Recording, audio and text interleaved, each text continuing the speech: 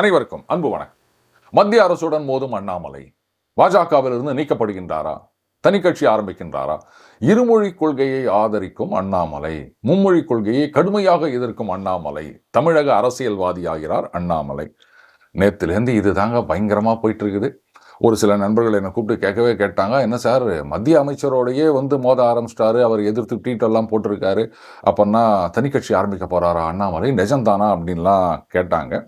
நண்பர் ஜேஎஸ் 10:30 மணிக்கு ஃபோன் பண்ணி நைட்டு 10:30 மணிக்கு பெஹன் டாக்கீஸ் வாய்ஸில் நிரஞ்சன் கேள்விக்கு பதில் சொல்லியிருந்தீங்க இது சம்மந்தமாக. ஆனாலும் நம்ம சேனலில் வழக்கம் போல் விலாவாரியாக சுருக்கமாக இதை பற்றி நீங்கள் பேசணும் அப்படின்னாரு. அதனால தான் இன்றைக்கி அதை பற்றி டீட்டெயிலாக பார்க்க போகிறோம் நண்பர்களே. அண்ணாமலை அவர்களுடைய ட்வீட், அதை நீங்கள் படித்தாலே புரியும். சரியாக தான் அவர் பேசியிருக்காரு, இதில் எந்த தப்பும் கிடையாது. இதை மத்திய அரசாங்கத்தோட மோதல் என்ன வந்தது அப்படின்னு எல்லாருக்கும் புரியும். ஆனாலும் இந்த மாதிரியான செய்திகள் சுத்திட்டு தான் இருக்கு. இன்னைக்கு நியூஸ் அப்படின்றது கூட என்டர்டைன்மெண்ட் ஆகி போயிடுச்சுங்க. எனக்கு பிடிச்சிருக்குதா, இன்ட்ரெஸ்டிங்காக இருக்குதா, அப்போ நான் பார்ப்பேன். அது உண்மையா பொய்யா அதை பற்றி எனக்கு கவலை இல்லை அப்படின்னு ஆயிட்ட பிறகு இந்த மாதிரி செய்திகள் தான் நம்ம ஃபீல்டில் நிற்கும் அப்படின்னு நினைக்கிறேன். முதல்ல இந்த சிபிஎஸ்சியோடைய மும்மொழி கொள்கை, இந்த புதிய கல்விக் கொள்கை அதன் அடிப்படையில் வந்திருக்கு இல்லையா? இப்போ என்ன பண்ணியிருக்காங்க, 3 மொழி, அதில் 1 மட்டும் ஃபாரின் லாங்குவேஜ், மீதி 2 இந்திய மொழிகளாகத்தான் இருக்க வேண்டும் அப்படின்னு சொல்லியிருக்காங்க. இதில் எந்த விதமான தப்பும் கிடையாது. அதே மாதிரி ஆங்கிலம் அப்படின்றத கரெக்டாக ஐடென்டிஃபை பண்ணி ஃபாரின் லாங்குவேஜ் அப்படின்ற கேட்டகரியில் கொண்டு போய் வச்சுருக்காங்க. என்னதான் எனக்கு இங்கிலீஷ் பேச தெரியும் அப்படின்னாலும் இந்தியர்களுடைய தாய்மொழி இங்கிலீஷ் கிடையாது, அதை ஞாபகம் வச்சுக்கணும். இப்போது இதை இம்ப்ளிமெண்ட் பண்ணும்போது முதல்ல என்ன சொன்னாங்க, 2029 9வது படிக்கிறவங்களுக்கு அந்த 3வது லாங்குவேஜ் கம்பல்சரி. இந்த வருஷம் ஸ்கூலில் சேர்ற பசங்களுக்கு 26 இந்த அகாடமிக் இயரில் 6வது படிக்கும்போது இது 3வது மொழி கம்பல்சரி அப்படின்னு சொன்னாங்க. இதுதான் கரெக்டான நடைமுறை. ஆனால் திடீர்னு இப்போ என்ன பண்ணியிருக்காங்க, இந்த வருஷத்துலேருந்து 6வது மட்டும் இல்லை 9வது படிக்கிறவங்களுக்கும் இந்த 3வது மொழி கம்பல்சரி அப்படின்னு சமீபத்தில் ஒரு நோட்டிஃபிகேஷன் வந்திருக்குதுங்க. எதற்காக இந்த மாதிரி எடுத்தேன் கவித்தேன்னு ஒரு சர்க்குலரை கொண்டு வந்தாங்க அப்படின்னு யாருக்கும் தெரியல. இதைத்தான் அண்ணாமலை அவர்கள் சுட்டி காட்டியிருக்கின்றார். சார் 6வதுல கம்பல்சரினா 9வதுல என்ன அப்படின்னு சில பேருக்கு சந்தேகம் இருக்கலாம். இப்போ நான் சுருக்கமாக வேலை வாரியாக சொல்கிறேன்னு. லெட் அஸ் சே லக்னோவில் இருக்க ஒரு மாணவன், அவர் இது நாள் வரைக்கும் இங்கிலீஷ் ஃப்ரெஞ்சு அப்படின்னு படிச்சிருந்தார். இனிமே அவர் அந்த மாதிரி காம்பினேஷன் எடுக்க முடியாது. லேட்டஸ்டே இப்போ அவர் 9th போகிறார் அப்படின்னு வச்சுப்போமே. அப்போ ஹிந்தி ஒன்று எடுத்துக்கிறார் தாய்மொழி, அதுக்கப்புறம் ஃபாரின் லாங்குவேஜில் இங்கிலீஷ் எடுத்துக்கிறார், அதுக்கப்புறம் 2வது இந்திய மொழி அப்படின்னும் போது, ஆஹா நம்ம சொந்தக்காரங்களாம் நிறைய பேர் சென்னையில் இருக்காங்க, நாமளும் நாளைக்கு அங்கே போய் செட்டில் ஆகலாம், நல்ல ஊராகுது அப்படின்னு சொல்லிட்டு தமிழை எடுத்து படிக்கணும் அப்படின்னு முடிவு பண்ணுறாருன்னா 9வது உடைய தமிழ் போர்ஷன் ஹெவியாக இருக்கும். இப்போ இந்த சிபிஎஸ்சியோடைய புதிய சர்க்குலரில் 9வதுக்கும் இந்த வருஷத்துலேருந்தே கம்பல்சரின்னு சொல்லிட்டதுனால தமிழ் படிக்கணும்னு நினச்சா அவர் என்னத்தை படிப்பார்? அடிப்படையே தெரியாது, அவருக்கு ஆனாவுனாவே தெரியாது.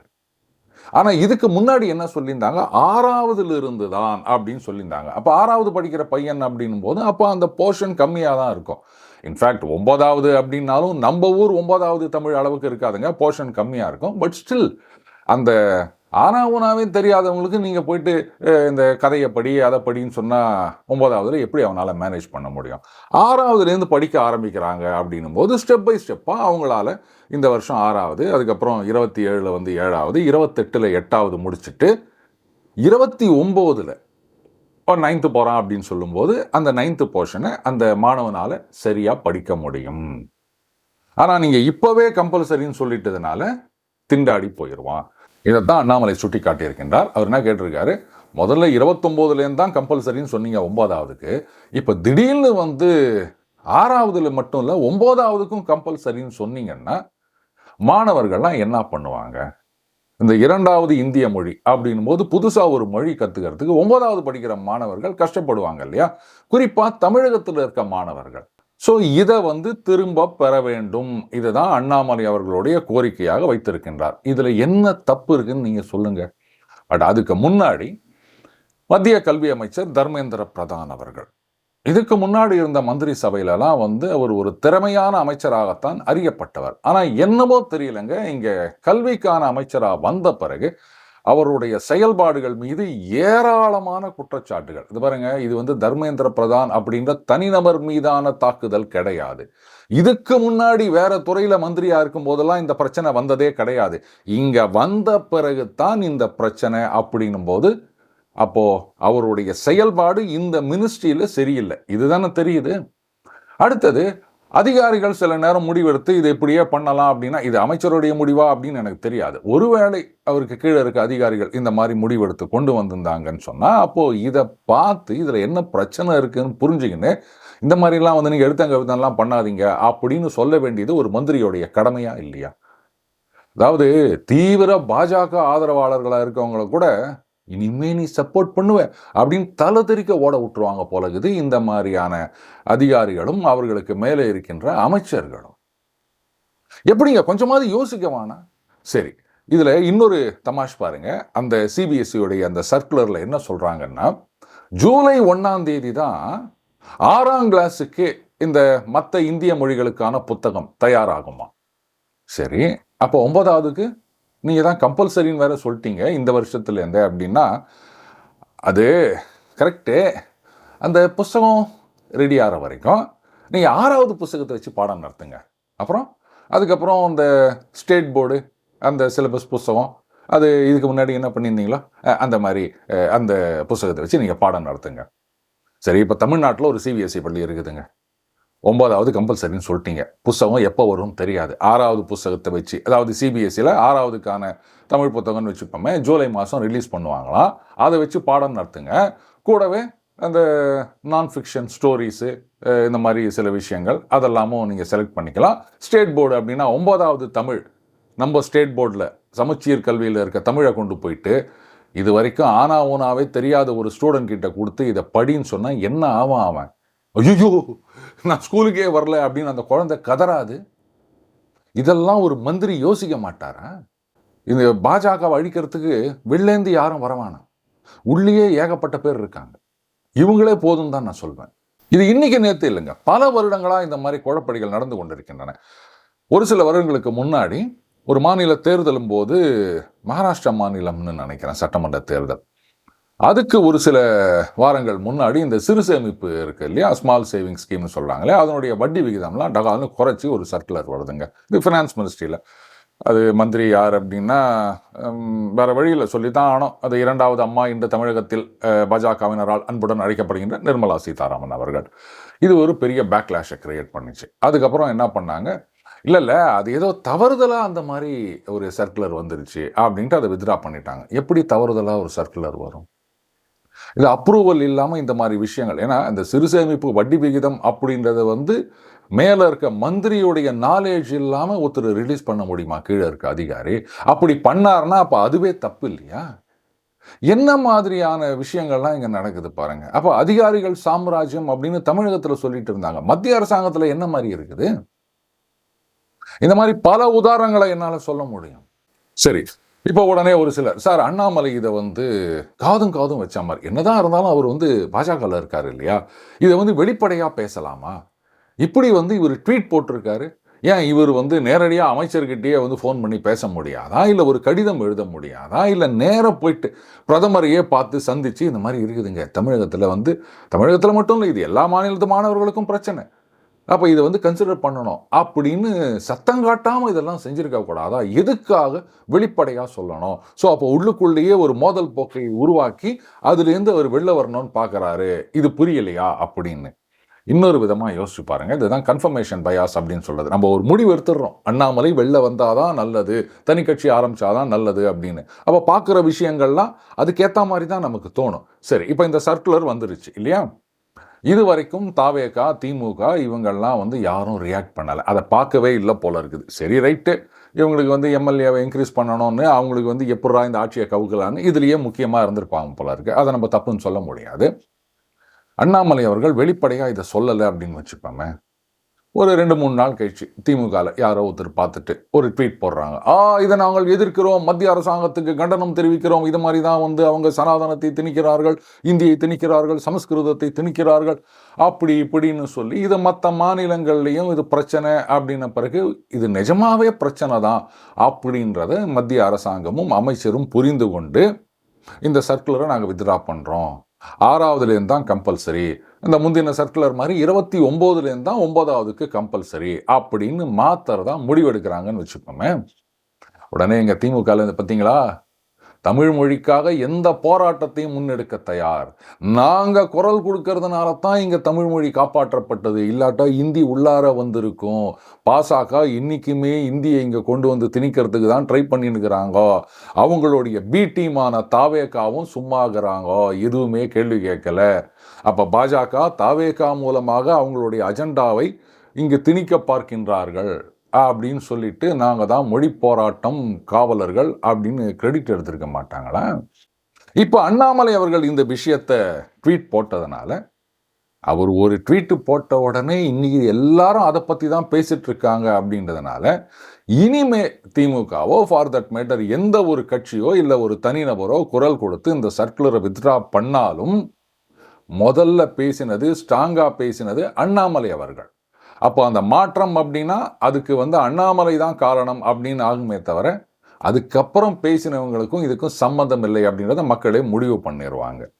ஒரு விதத்தில் இந்த மாதிரி வந்து அவர் மத்திய அரசாங்கத்துடன் மோதுகிறார், இருமொழி கொள்கையை ஆதரிக்கிறார், அப்படி இப்படின்னு சொன்னதெல்லாம் கூட ஒரு விதத்தில் அண்ணாமலை கருத்தை மக்கள் கிட்ட கொண்டு போயிருக்கு. இது சம்பந்தமா முதல்ல குரல் கொடுத்தவர் அண்ணாமலை அப்படின்றது மக்கள் மனசுல எஸ்டாப்ளிஷ் ஆயிருக்கு. ஸோ அந்த விதத்தில் இதெல்லாம் வந்து நெசசரி ஈவில்னு தான் ஏற்றுக்கணும்னு நினைக்கிறேன். இப்போ சொல்லுங்க, மொழி அப்படின்றது ஒரு மிகப்பெரிய சென்சிட்டிவ் இஷ்யூ. அப்படி இருக்குச்சு இந்த மாதிரி விஷயத்துல இப்படி எடுத்தங்கவிழ்த்தம் போக்கு அப்படின்றத எப்படி அலோவ் பண்ண முடியும்?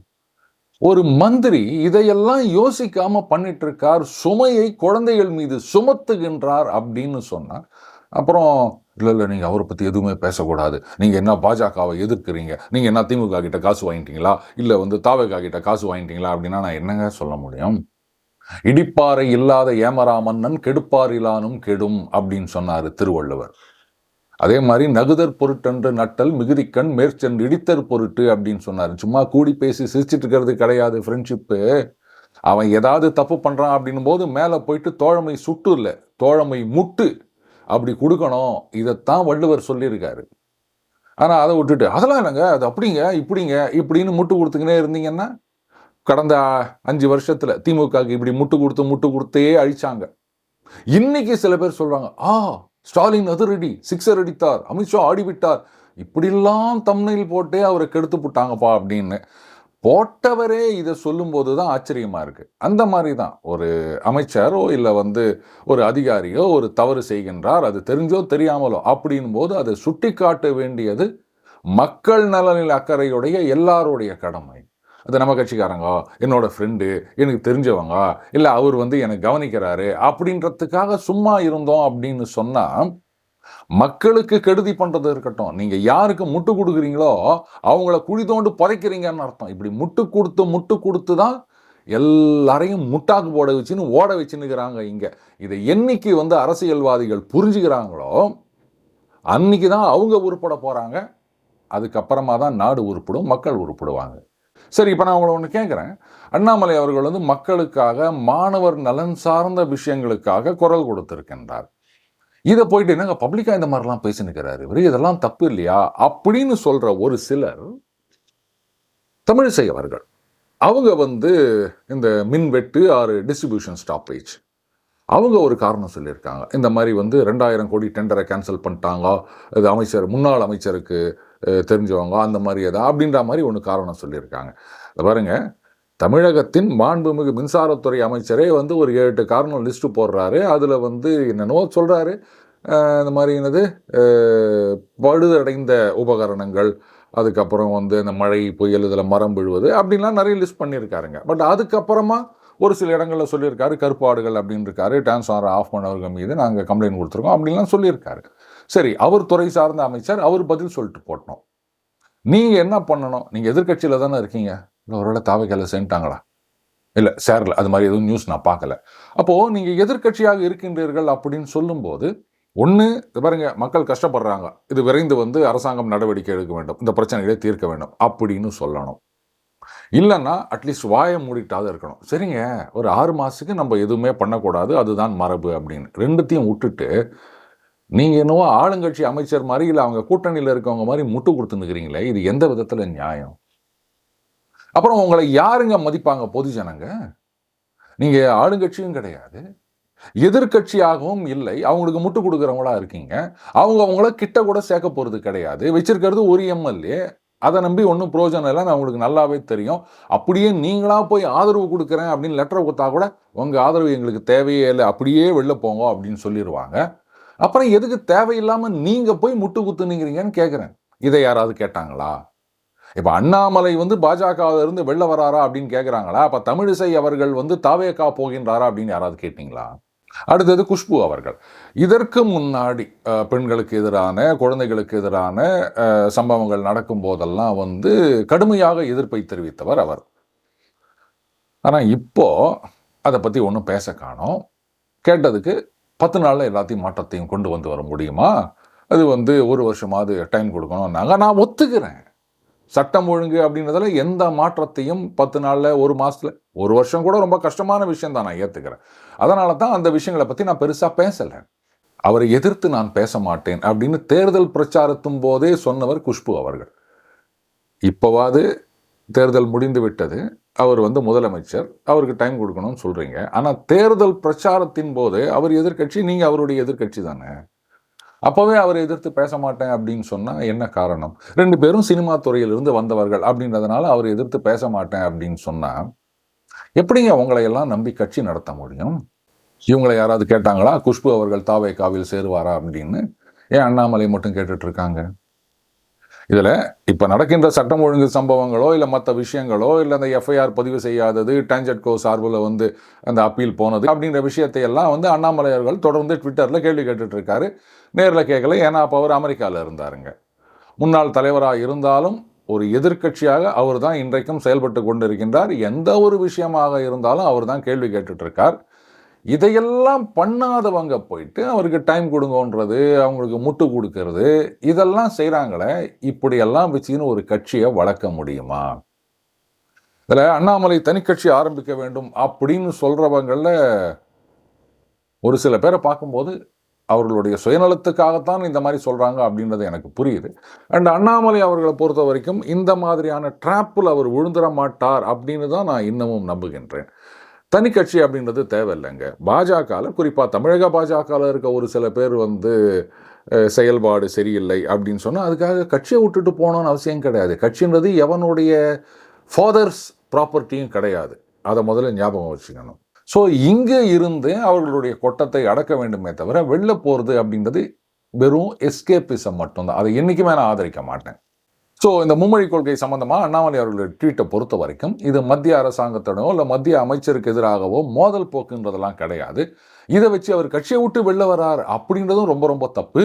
எல்லாத்துக்கும் மேலே மும்மொழி கொள்கையே கூடாது, இருமொழி கொள்கை தான் வேணும்னு அண்ணாமலையே சொல்லிட்டார் அப்படின்னு யாராவது சொன்னாங்கன்னா தயவு செஞ்சு இந்த ஸ்க்ரீன்ஷாட்டை அவங்க மூஞ்சில் தூக்கி போடுங்க. அப்போவாது உண்மை என்னன்றதை புரிஞ்சுக்கிறாங்களான்னு பார்ப்போம். ஆஃப்கோர்ஸ் உண்மை கசக்கும், அதனால் வானா அப்படின்னு தூக்கி போட்டுருவாங்க. மீண்டும் அடுத்த போது சந்திப்போம். வணக்கம்.